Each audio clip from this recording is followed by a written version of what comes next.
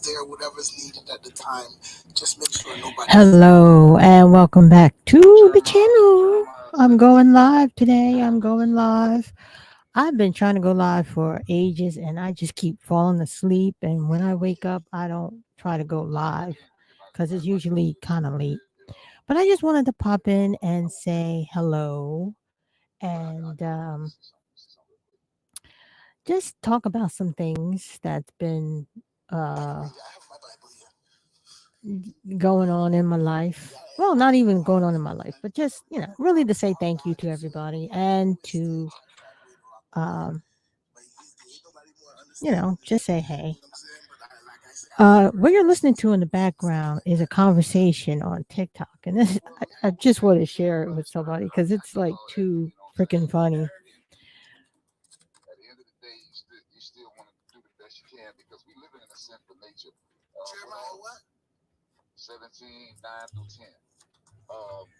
The way society is going and the way we see everything happen, that's the true nature of man. You know what I'm saying? That's why we have to have laws. That's why we have to have rules. That's why we have to have moral compass. But anyway, I wanted to answer the, uh, the thing that was put up. It says, I can't see. Let me see. It says, They're reading the Bible right now. tell me I'll discuss it in a little bit. I just want to see where this goes. it's true what I hear about BLK women, advise YT women for taking away their masculine BLK men away once they become successful. Uh, to answer that question, I don't think uh, the ones that I don't think they despise them. Majority don't despise them. I think that most people who become successful, uh, some have left their women, their black women, and whatnot. But if you go back and you actually look at it, majority of the black men are married to black women or they're dating black women. Yes, there's some of them that wind up becoming successful. They wind up going to get them a light skinned version or a YT person. But as far as predominantly, it's black. And the reason why I think that narrative is being pushed is because people are selfish in their own right. Like the people that get upset and mad about it, it's like you was never in the space. You was in the space with that person to be able to obtain that man in the first place. And it just goes to show that people tend to be jealous or selfish because they want it. You know, like for instance, a person to tell you, "Oh, you can't." You say you want to go be, let's say, a doctor, for instance. They be like, "Nah, you can't do that. You know how much, you know how much work you have to put in, you know how many hours you have to put in." It's like instead of encouraging me or motivating me, why do you care about the whole how long it's going to take? And I think the same thing with men. When men become successful, they decide to go with a YT person, or if a black woman becomes successful, decide to go with a YT man. Now, I want to address that particular situation right there because, again, they're having a conversation on there's a TikTok live, Melanated Advice. And sometimes I like to come in on these lives and really just listen to what's going on. They're talking about wealthy or successful black men going with YT women. And I had some time to think about that for a minute, and I think the reason why black men tend to go with YT women is because black women have a different set of values. Let me explain. Black women don't necessarily believe that a woman should go up to a man and say hello. They don't believe that they should go to places where wealthy men go. They don't necessarily believe that a woman should go for what she's after. Case in point, when Simone Biles was matched with her now husband, all the black women said, "Oh, she's chasing him. Oh, she's chasing him." And so she was willing to make a sacrifice because he couldn't leave. It was COVID, so he couldn't leave, but nobody understands that. And she was willing to go to where he was. Now, a YT woman would also do the same. She, number one, will go to where the men are. She will go to where the athletes hang out. She will go to where the wealthy men are. And she will uh, blah, blah, blah. She will surround herself with people who with the men she wants to associate with. So YT women tend to chase what they want. Whereas black women are constantly telling other black girls, you don't chase it. It comes to you. And I'm constantly confused because most of the young women who say that on these platforms don't usually have a husband, don't usually have what they want, and they're usually the people or the women who are complaining that the YT women get all the men, all the black men. But it's because the YT women go where the action is. They go for what they want. You have to be willing to chase that. And that's how it is. A YT woman sees somebody that she likes, she will walk up to the man and she will introduce herself and say hello and start a conversation. A black woman doesn't believe that you should do that. The man should come to you. Well, he doesn't always. You know what I'm saying? He doesn't always. And see, the YT women have what I would call a winner mentality because they're going to where the winners are to grab themselves a winner. When you want to catch the big fish, you can't stay at the shore. You have to go out to sea. Cinderella had to go to the castle to get the prince. He didn't know who she was before. She sat in that castle and said, someday my prince will come to me. He would never come there because, first of all, her father's house was not a well-known house. They were aristocrats, but the family had fallen on hard times. And she was a servant in her own house. So in order to win, she had to leave her home and go to the castle. And that's how the YT women think. They think about leaving, going to the place, go to get help. Whereas black women tend to stay in our places thinking that things will come to us, and it doesn't. And they were kind of upset because, yes, we have success. Yes, we're chasing winning. Yes, we're doing, we're educated, and yes, we're making money, but on the whole, we don't go to where the winners are. And the song says the winners take it all. And the losers are standing small. And I think, this is why Simone Biles got the man that she wanted. Because what did she say? She says, I know what I want and I know what I like. And that's why I believe all the black women went berserk. Because this woman was thinking like a winner. She doesn't think like a loser. She doesn't think, oh, I'm not pretty enough. Oh, I'm not good enough. Oh, I'm not. No, she wasn't thinking that way. She was thinking like a winner. I deserve to have.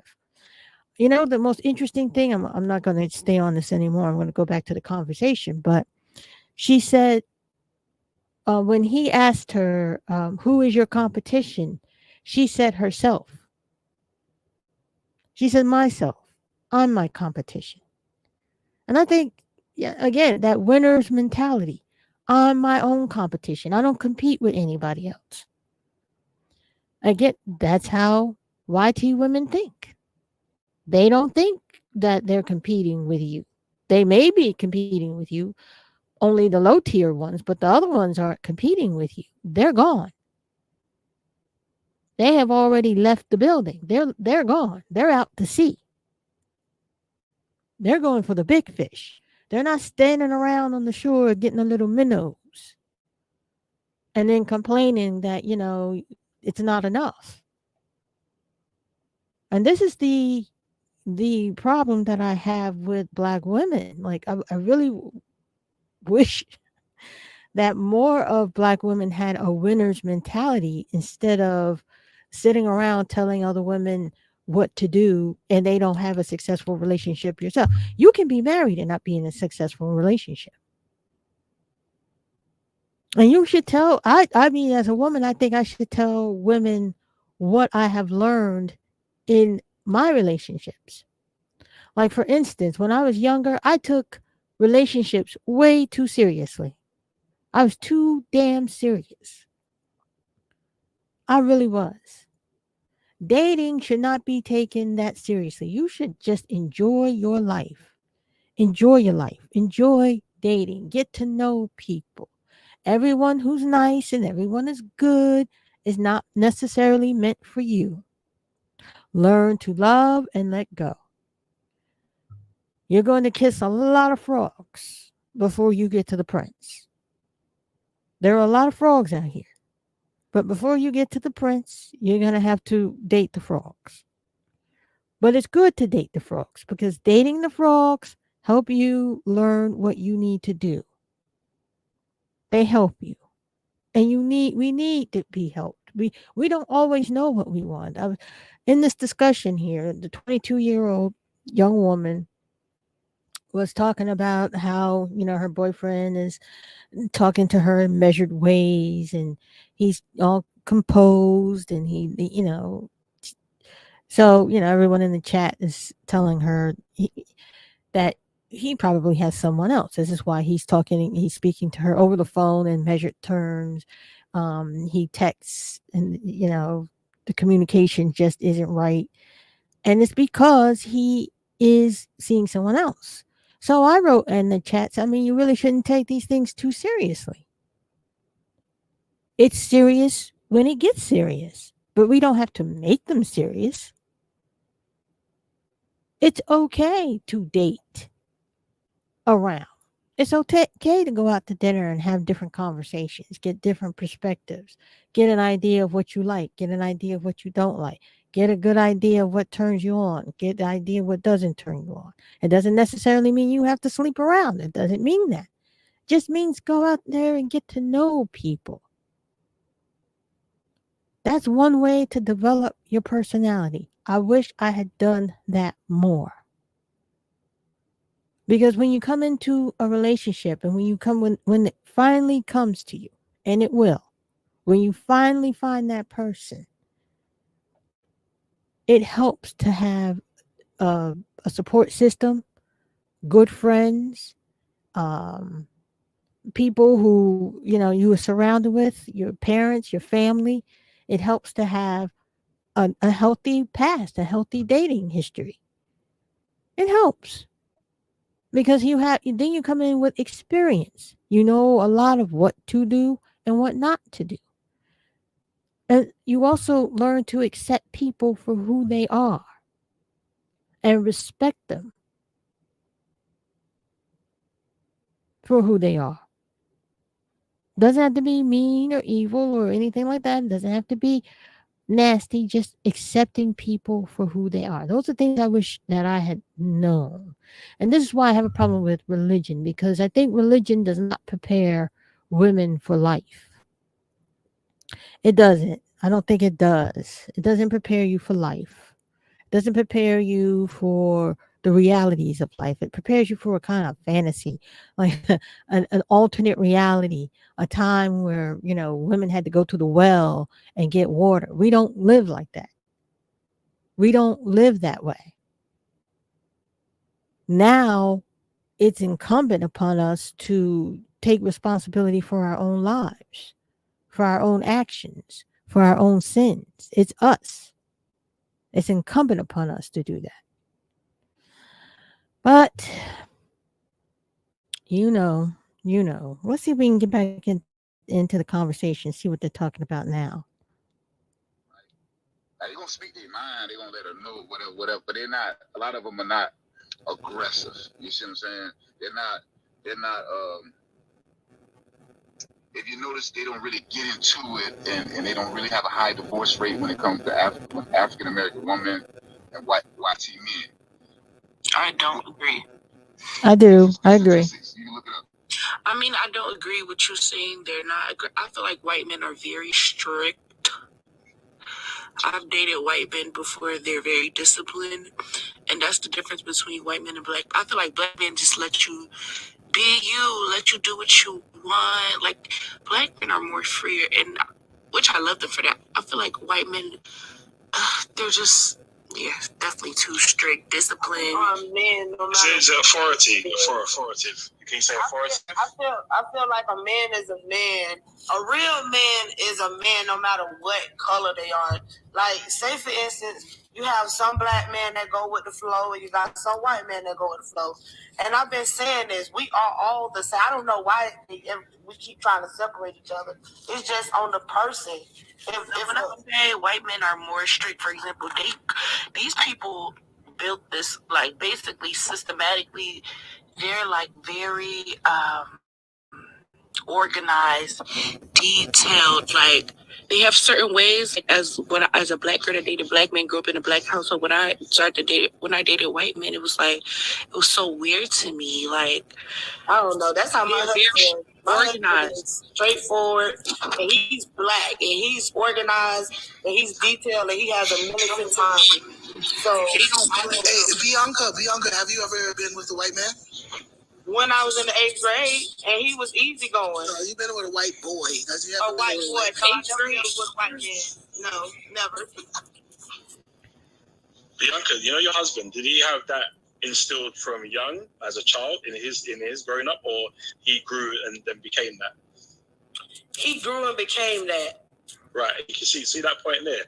He grew and became that because of something that maybe he saw he didn't have. You understand? So he's, as a man, he's chosen. So he said he wanted to be that way. Exactly.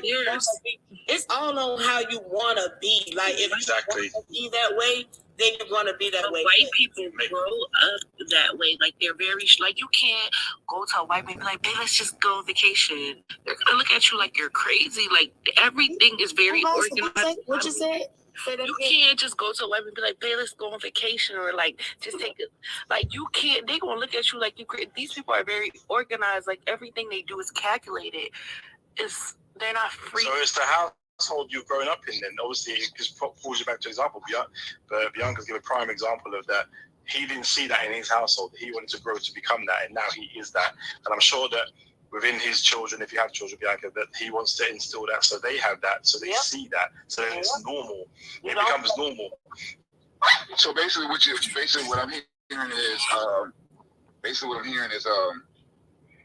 when you say they're more strict or more disciplined, that black men lack that discipline. I don't even think it's really that black men. I wouldn't say they lack, because I prefer my men to be like just free spirit, easy go. I don't like that about white men, but that's just how they are. She don't want no uptight person. But I agree with Zaya when she says like they might be a little more organized and stuff like that, because I see that honestly for true, like with the white tee a little bit, and like a little bit more organization. Like, I know I can tell her, hey, let's go to the club. She ain't gonna know. She gonna look at me crazy. She gonna look like retarded, like that's not even on her roster, her agenda. But right now, my black baby mama, we're going to the club this weekend. She's riding. You know what I'm saying? We're hanging. You know what I'm saying? Like, we can do that. Like, if I tell the other one, listen, we're gonna go somewhere. She's gonna wait. She's gonna go like log it into her calendar, log and then make time for it. So she has a room to do that. For example, let's go to something as simple as eating. Like, us black people, personally, me, I'll eat whenever. These people do not play about lunch, breakfast, and dinner. They have to have it at a certain time. Like, lunch is at 12, dinner is at 5, 6. Who you think up around? Oh my God. Crazy. Well, to be honest with you, that now, I'll say that is typically educated individual, because my ex-wife is a professor, and she's African American, and that's how she was. That's how she is. She was, like kind of, I wouldn't say strict, but more like, it was time fast. She get her calendar. She plans. She, make sure she, she sets her day up. She sets her calendar up, and that's just being responsible. That's just being mature. That's just being. And I think what we doing, we conflating two different things, right? We have people who are educated and that plans and that money away, that save, that think about retirement, think about 401k, think about life. So they go to their gynecologist, they go to their like they get more responsible to be more educated, right? And then you have the people who are not as educated, but they work at Walmarts and different stores like that, right? And warehouse, it's like, oh, we gonna chill, we gonna smoke, we gonna sit around, whatever. They ain't thinking about 401k. They ain't thinking about life. They ain't thinking about they have no money. about, I gotta make sure I do 10 things today that's gonna make my life better. Have no money. Thinking like that. So I think that comes with education, that comes with knowledge, that comes with information. So that's why when we getting this, like if you hit a white hood dude, they ain't thinking about no structure, no calendars, and no and making sure 401k is taken care of. He's in the streets, he hollering, he hanging out, he playing video games, he's just chilling. But there's that's why I said it's two different levels to it. So I understand where y'all coming from. Y'all sound like y'all dated some people that had some kind of like I'm not. Wait, let me speak. I'm not. You could be responsible, but I don't want to hear it, babe. This is not a part of our budget. I don't want to hear that. Could be responsible. You could have it together, but I don't need to. So, in the part of this discussion, they're talking about the difference between white men and black men, and how white men or YT men are perceived to be more disciplined in their lives, and that black men tend to be more free spirited in their lives. So, young lady is saying how she prefers to be with black men because she wants to have more freedom in her life instead of being strict. And she says, she doesn't want to hear about budgets and such. She wants to just be able to just live her life, just go on vacation, do what she wants to do at any point. I'm laughing because hold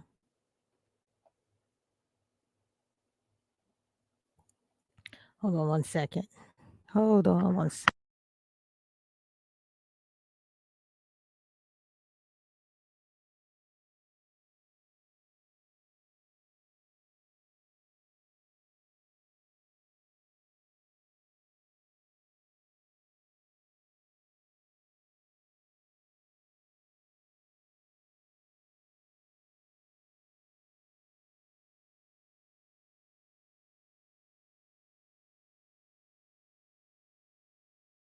I can agree with what Leah said. I own X's IT, and I had to learn that because from me being around my friends, I thought I was a strict one. But me being around him let me know that I was way too frugal with my money.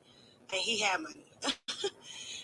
But he was just very tight. Like, he wanted to have dinner once a month, like out. When we cooked, he did not play about food. He bought food wholesale, like, from the farm wholesale, because he was a hunter too. So it was, I buy stuff from the farm, but it's the majority of the produce. So it was a different lifestyle, and he was strict, and I didn't understand why. I'm like, you got all this money, why are you so tight?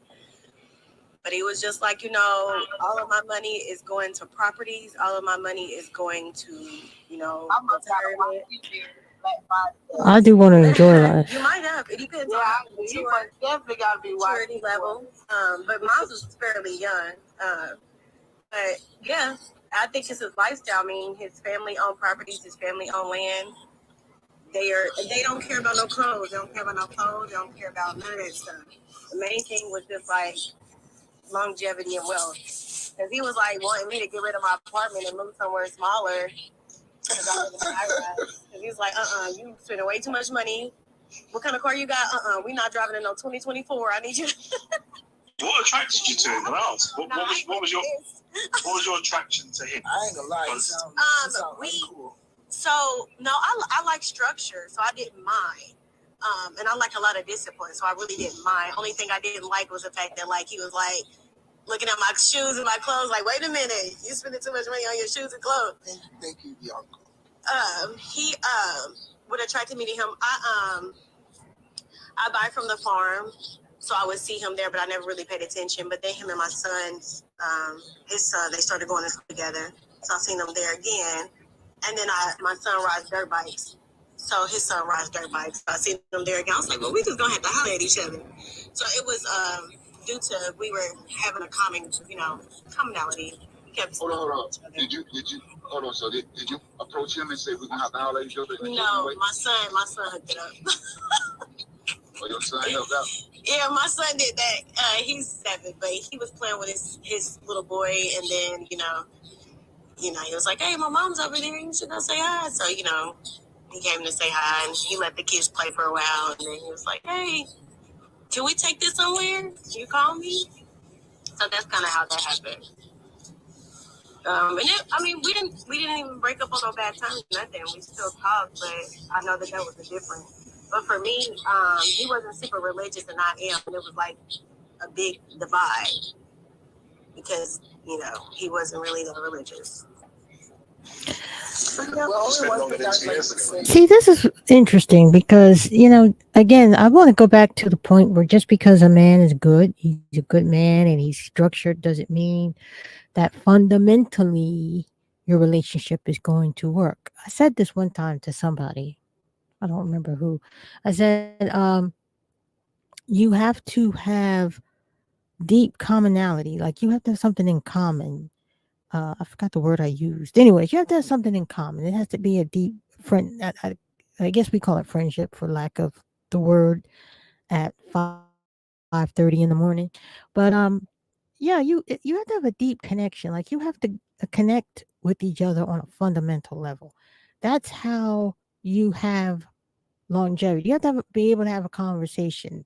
I have to be able to talk to you and you understand what I'm saying. You have to be able to talk to me. I understand what you're saying. The words may not be there, but we have to have some kind of understanding between us that we can just look at each other and say, hey, I got you, and vice versa. And many times in these relationships, you look at these couples and you wonder, what the hell were you people talking about? Like, what connection did you establish? Because you couldn't possibly talk to someone and come up with conclusions that you come up with. Like where we're going to live, whether or not you're going to have children. Like nobody discussed these things. How is it that you thought it was a good idea to move in or get married or get committed in this relationship, and you guys don't really connect on that fundamental level? Like, I don't understand that. And then you expect the relationship to last, or you expect the connection to just come when you don't have one initially. And this young lady was saying, she had a white husband, a YT husband, and he was structured. She liked that. They had some things in common. But on those deep fundamental issues like religion, she wanted more. And he didn't want that. He wasn't a religious person. To me, that's extremely important. If you're spiritual and you are with somebody who's not spiritual, that's very important. Again, with the unequally yoked thing, I, for one, would love to enjoy my life. I think as a Black person, we've done enough suffering, so I understand. She's like, yeah, I want to enjoy my life. I want to have fun. I mean, what are we here for? We're not here just to build and just to look out for the future. We can't guarantee anything in the future.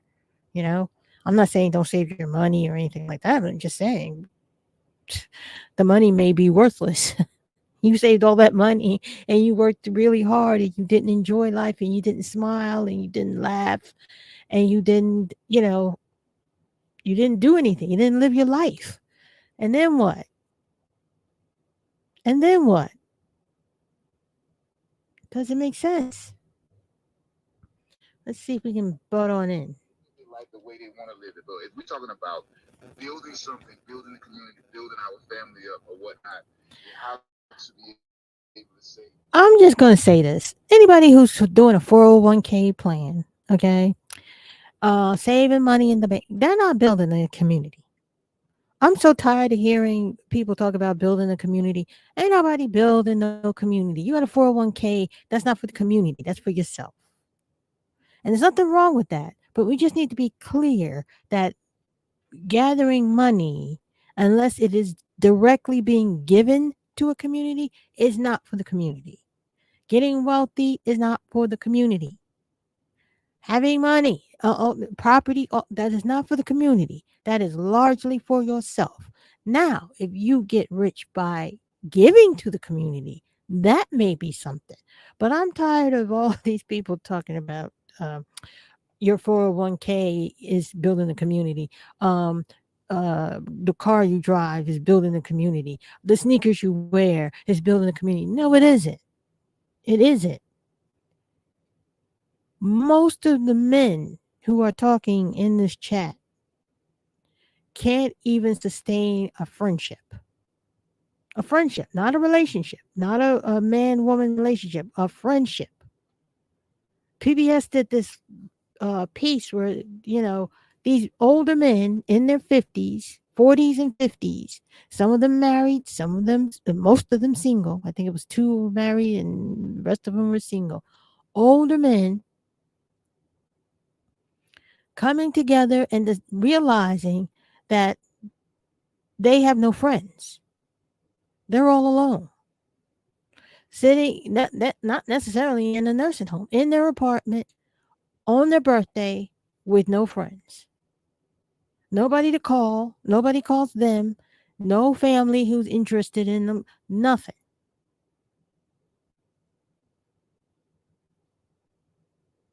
They don't understand that building means it starts with you. It starts personally, not with, going out building a community like that great big idea. It really is a small idea. And I'm so tired of listening to men and women talk about building communities when they can't even sustain a friendship. Nosy Neighbor Lady was saying something about this the other day. Why black women always kind of hating on each other. I don't know how we building communities if we constantly trying to put each other down. I don't understand that. We are not building communities.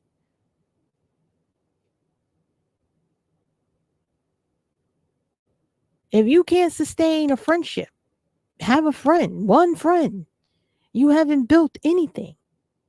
You can have all the money in the world. So what? You haven't built anything. So I guess I'm really frustrated with that. Oh, well, you're building a community, blah, blah. Money is money. If it works to help the community, great. But let's be real about it. Having a 401k and the kind of car you drive and, no. That has nothing to do with the community. Nothing at all. It doesn't matter what color you are. It has nothing to do with the community. It has everything to do with oneself. Look, when you get on the internet, Google, there's this thing called Copart. Buy them off Copart. When you go to Copart, you can buy a 2024 Honda Accord. Right now I'm driving a 2020 Honda Accord V6. But you can buy a 2024 Honda Accord, right? On Copart, you can buy it for like $4,000, $5,000. They'll probably have like a crash like on the side. I guess you're talking about cars now. Like and when you receive the car, you take it to like a guy who paints or something, and he'll restore the car for like $1,500. And then somebody will buy the car off Copart. Somebody will buy the car off you for like $20,000, bro. And that's what I do now. Like I'm actually a barber, but I rent cars too. I buy cars from Copart, and then I rent them. As I rent them, people ask to buy them. When they buy them, they buy them. If nobody bought it yet, then I'll sell it. You know what I'm saying? I'll rent it. as the time. You can buy a $30,000 car for $400,000. You fix it for $1,500. You paid $5,500, and then you can sell it to somebody for $20,000. Right here in America, like nobody knows that, and I'm like, black people, you need to get on that. You know what I'm saying? Like that's the thing to do. That's Like buy cars from Copart. You see, actually, you say you're riding 2024 car note. Oh no, I think that. I didn't mean that. What I'm saying, but like, don't do car notes. Car notes don't make no sense. Like you buy something, buy that cash. Well, you got to be smart about it. I pay half of my stuff up front, and then I pay the other half. So I think my car originally was $25,000, and I told them to give it to me for like $15,000. I ended up paying $7,000, and then paid off the rest of the $7,000. You see, I'm not saying this like that. If I was your boyfriend, you knew me. I buy that same car for you for probably $3,000, restore it, probably spend $5,000, and you have a $20,000 car, and I wouldn't let you keep it. What happened is you'll be riding around that car that you paid $5,000 for with a sign on it that says for sale. Somebody will come up and buy it for $15,000. You could put $10,000 in your bank account. That's and a do lot. it again for another $5,000. I get the hustle. I like it, but I just said, you know what? Let me pay this little $15,000, and I put it on Turo, and I let people rent it out when they want to, and I get my money back for the car. Well, I'm just saying for future references. Yeah, no, that's smart. Buy a car again, go to Copart. It's called Copart. And like that can make you a boss in like a year or 2 years. That you'll be a boss. Like what about you won't be rich, but you'll be able to. Body damage. Like what? How do you not know? Like, because of course we'll have to go and get do the testing and all that.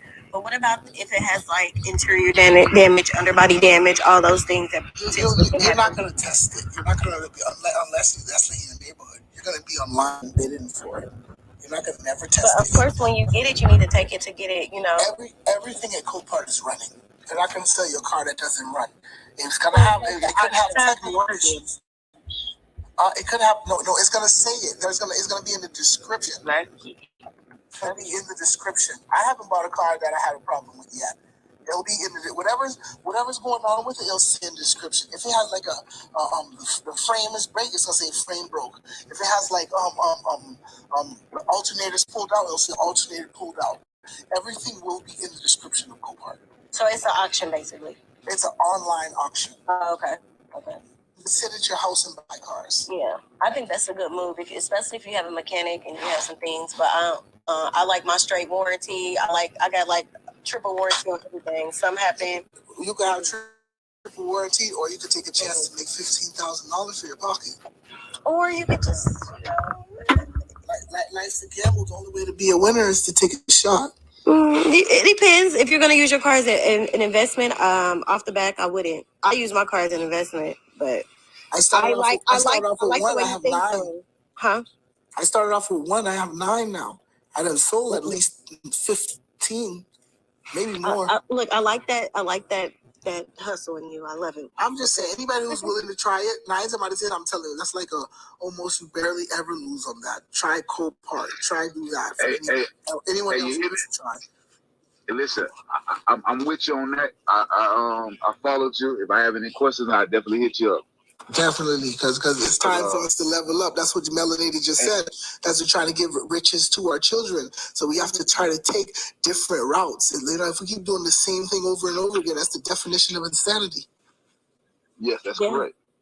And you said you do Turo? Yeah, I do Turo. Mm-hmm. Okay. And I just I make good money. And we have NBA All-Star Week in like 2 weeks here. So that mug is on tour already and hot. Okay. I'm about to, and I'm putting my home, like I live in a skyrise downtown, so I'm putting my home on Airbnb as well, and I'm like upping the price. Every time I look and see somebody written for $500, let me go ahead, up the price $500 a night. So yeah, trying to, just putting the money aside. But what I also started doing ever since I end up talking to a real estate guy, and then of course that guy, he was a stockbroker. All my money I put in stocks like right away, because it's like, why would I keep wasting money on all these things that I'm buying instead of just throwing them in stocks? And I look at my stocks, I'm tripling the amount that I would make just spending. So I've learned to kind of curb my spending habits too. And like he taught me, buy more wholesale and save it, because, I ain't even gonna lie, the BLK community, we got some bad spending habits and we need to learn. We're gonna have to learn how to curb that for real. I don't think our spending habits are any different from anyone else's, really. I don't. I get very annoyed with us being judged by our spending habits because everyone thinks that if you have money that equals something in the community, and that's not necessarily true. And that's the thinking that really upsets me. Like if somebody gets rich, they're expected to come back and help the community, and that there's no other people who are expected to do that.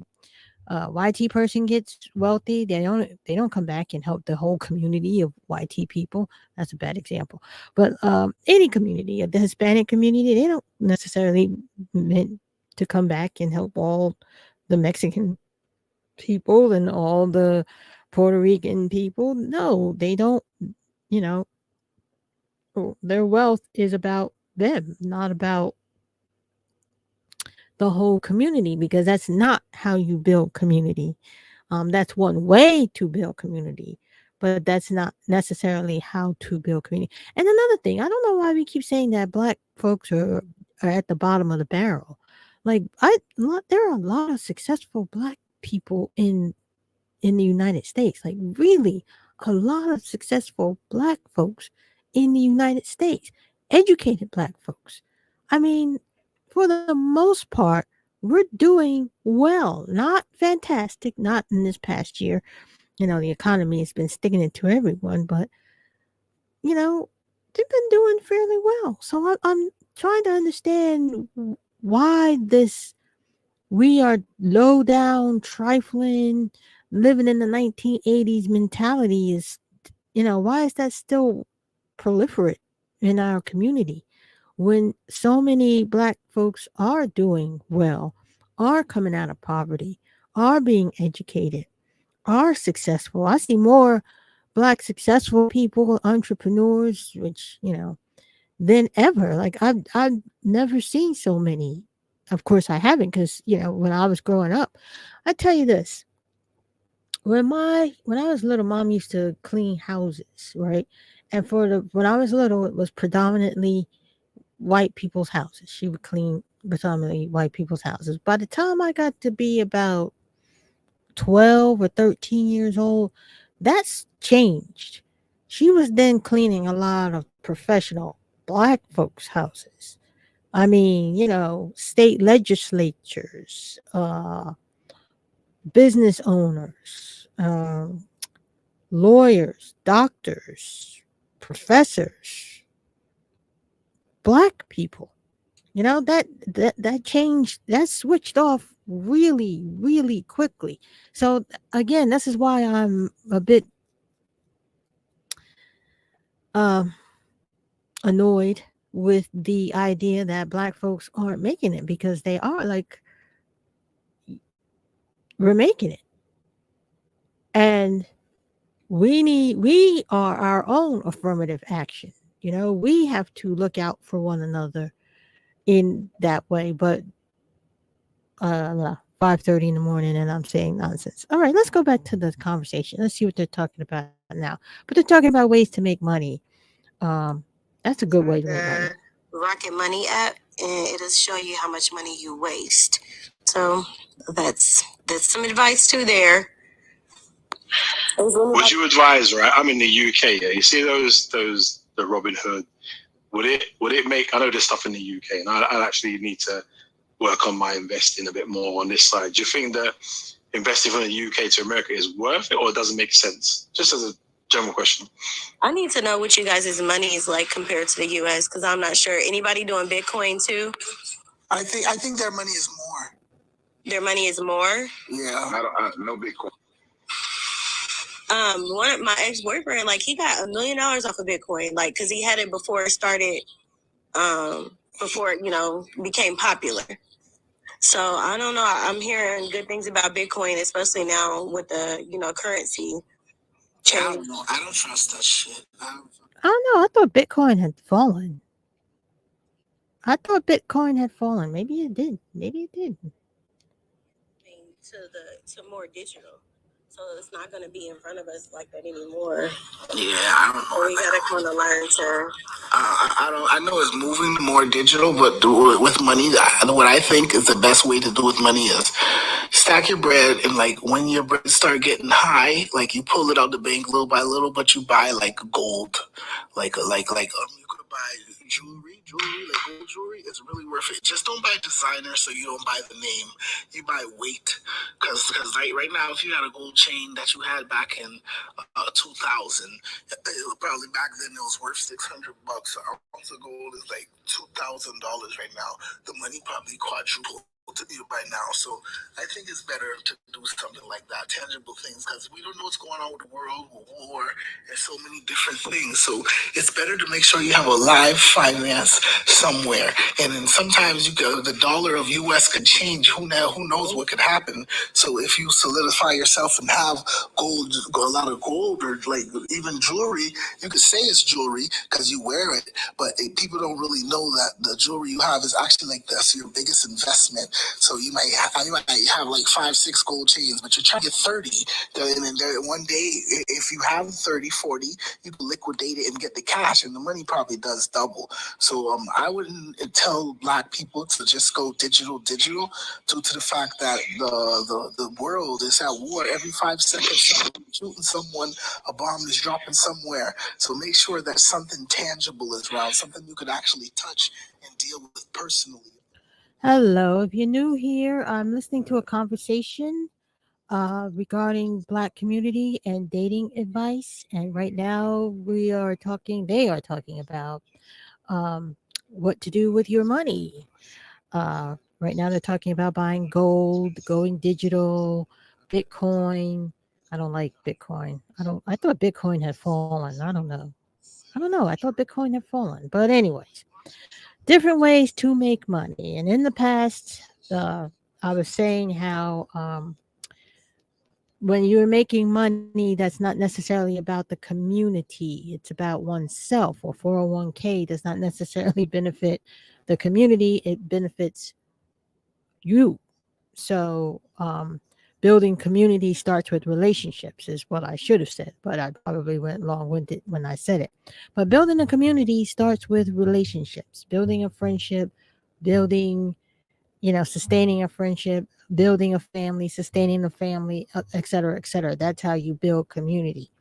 But a lot of people, especially in the Black community, we keep talking about building community like money. If we just get money, then we can help the community. And that's the wrong idea and the wrong thoughts.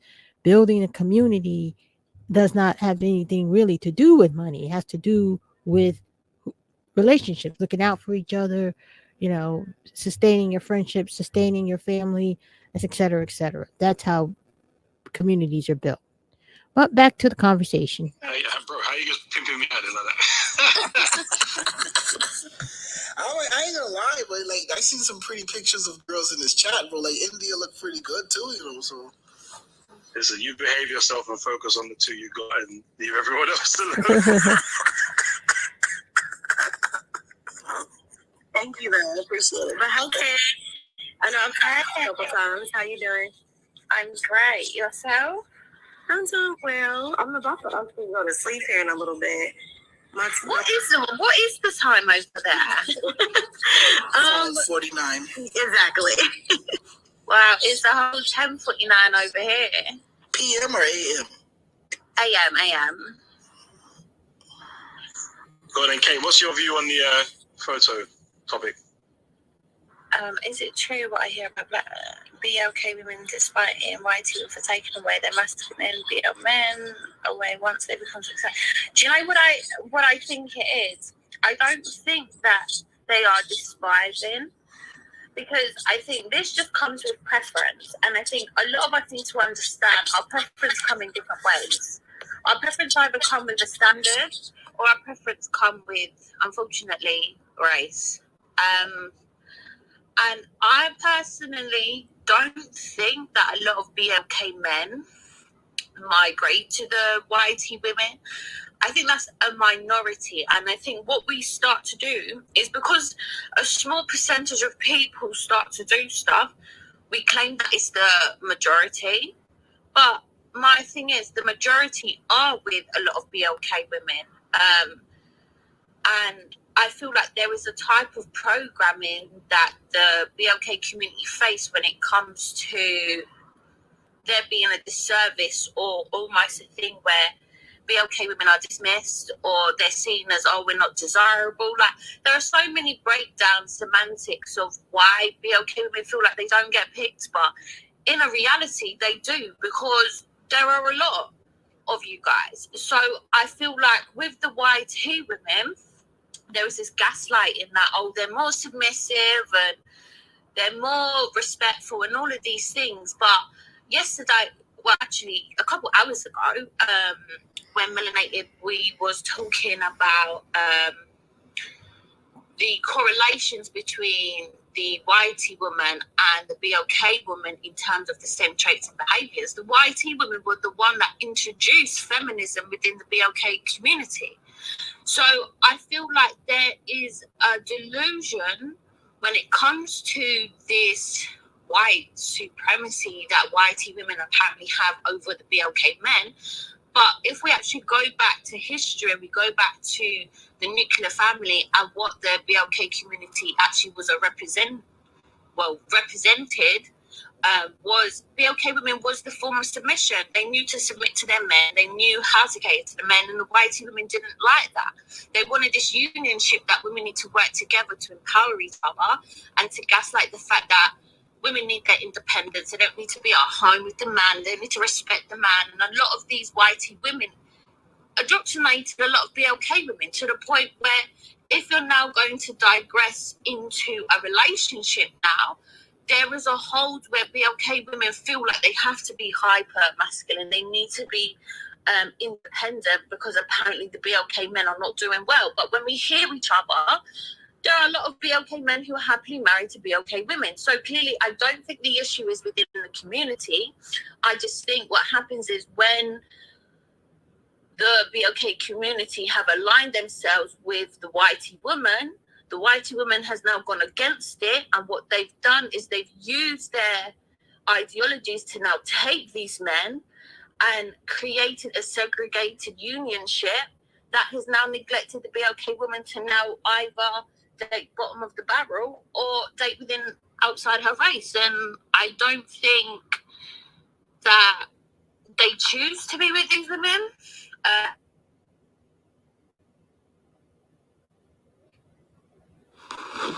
Kay, are you still there? She went out. She went out. You muted yourself.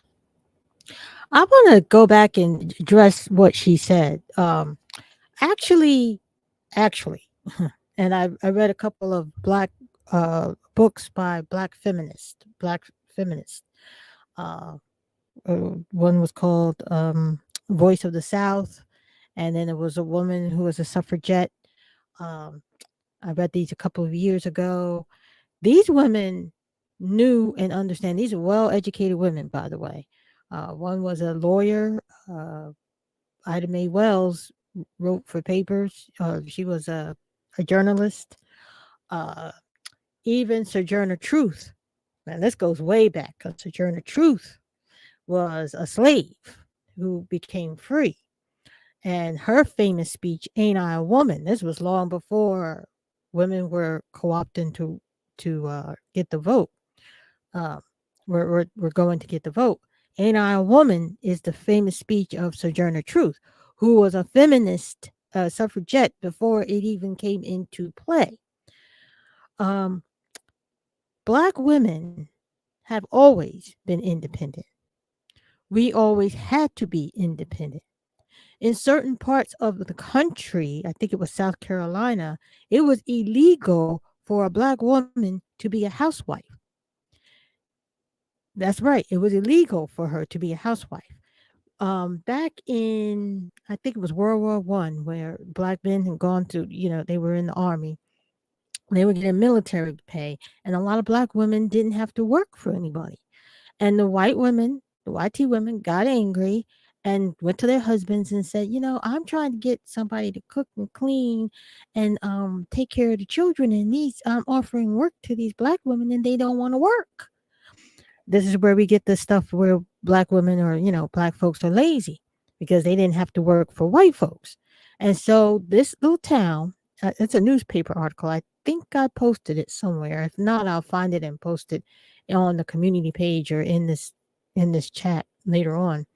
But they went out, they found they made a law and they said from now on, lazy black women are not allowed to stay at home. They have to accept the job that is offered to them.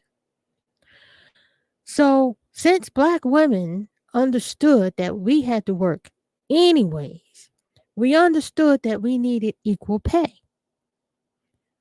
We became suffragettes and women's rights activists for entirely different reasons than white women did. And we have to understand, and this is something that she doesn't understand because she's from England. Here in the United States, and I talk about this all the time, Native Americans are why these white women got out here and said, look, and brought the vote to Congress and said, look, women in these communities, the Haudenosaunee, the Hopi, and I forgot the other nation, they give their women power.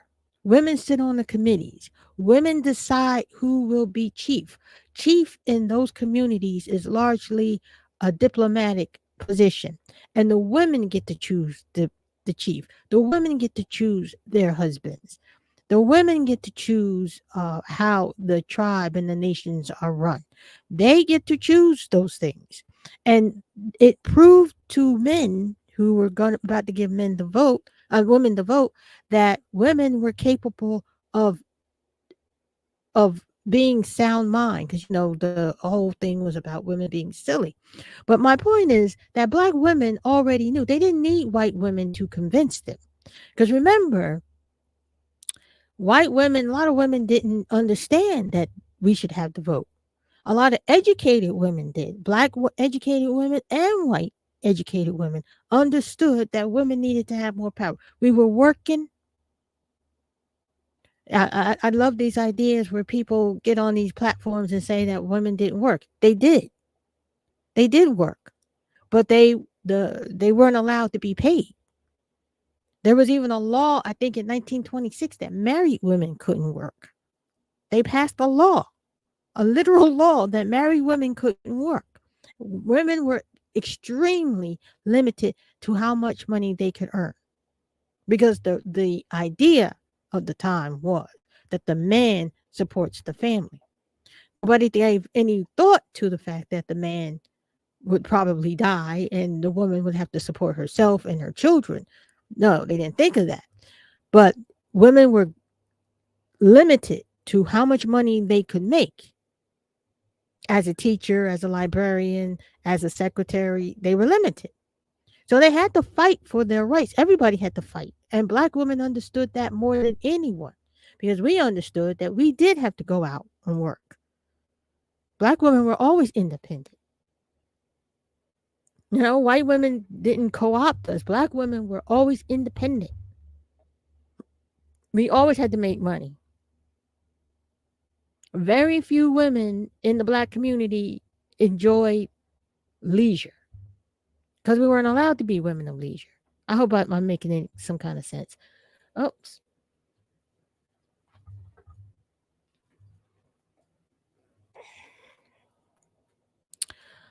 Black women were not allowed to be women of leisure. And that's the gist of it. Ain't I a Woman from 1901? Definitely a speech of feminism that had nothing to do with white women. Had to do with black women. Black women always felt themselves equal to men anyways. And let me just say this one thing. It's because black women had to go out in the field and pick cotton and plow just like the men did. They didn't treat us any differently in slavery than they did in any other place. We were the same. Black women got beat just like the men got beat, got whipped just like the men got whipped. There was equal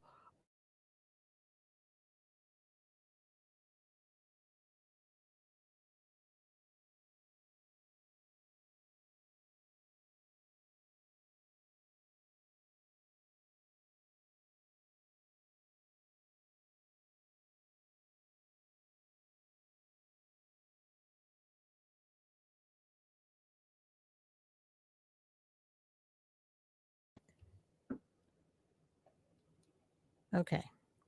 My phone.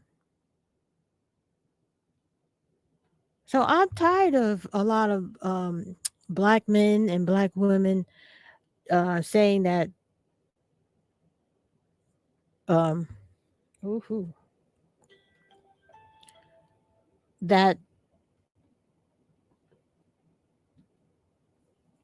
black folks didn't have anything to do with uh,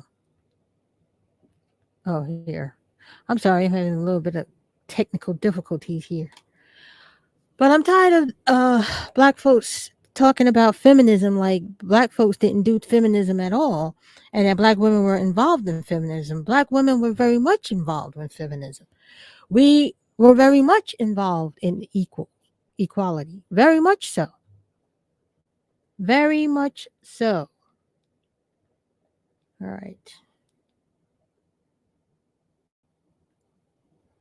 And actually it's one of the reasons why I started my YouTube channel because I felt that here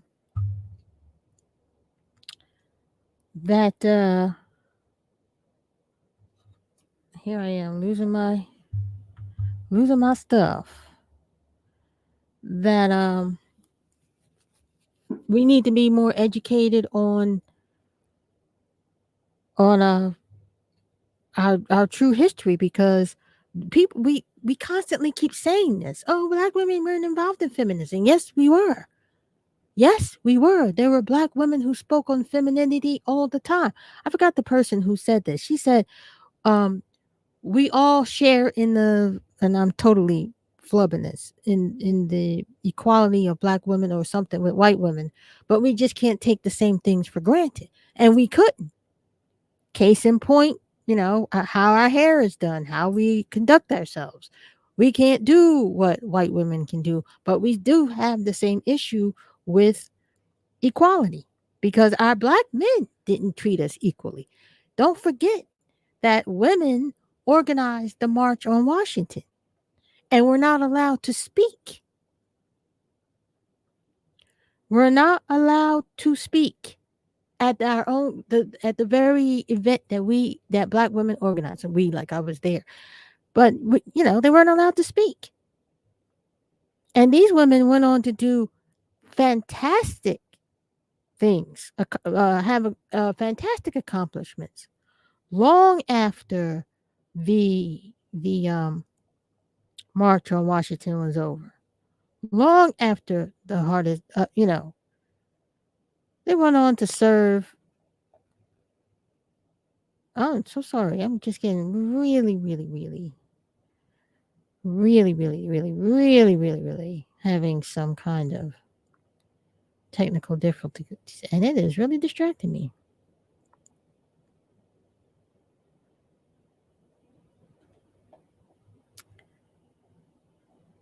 Anyhow, I'm going to close this out for today. I don't know if I'm going to keep this live up. I don't even know if I'm still on. I think I just went out. Am I talking? Okay, I don't even know. What I'm going to do is I'm going to keep this live up for the rest of the day, and then I'm going to probably come back later and do another live. I don't even know if I'm going to keep this live up because that's what I do. I do these things and then I don't keep them up. So it looks like I don't do anything, but actually I work really, really hard and then I don't show my work. Anyhow, that is all I wanted to say. I just wanted to get up here and share these lives that I'm listening to on TikTok. Sometimes those lives can be very, very interesting. There's a link to the live in the description. You won't be able to rewatch them. That's the thing with TikTok. You can't rewatch them. But once they're gone, they're gone. They are just there for the day. For the time that they're live and then it's gone. So I will be back maybe later with some other topics. There's a lot of I would like to discuss. I want to talk about, is the black card still viable? That's a conversation we need to have. And I will see you next time. Thanks for being with me. Bye bye. I'm not gonna.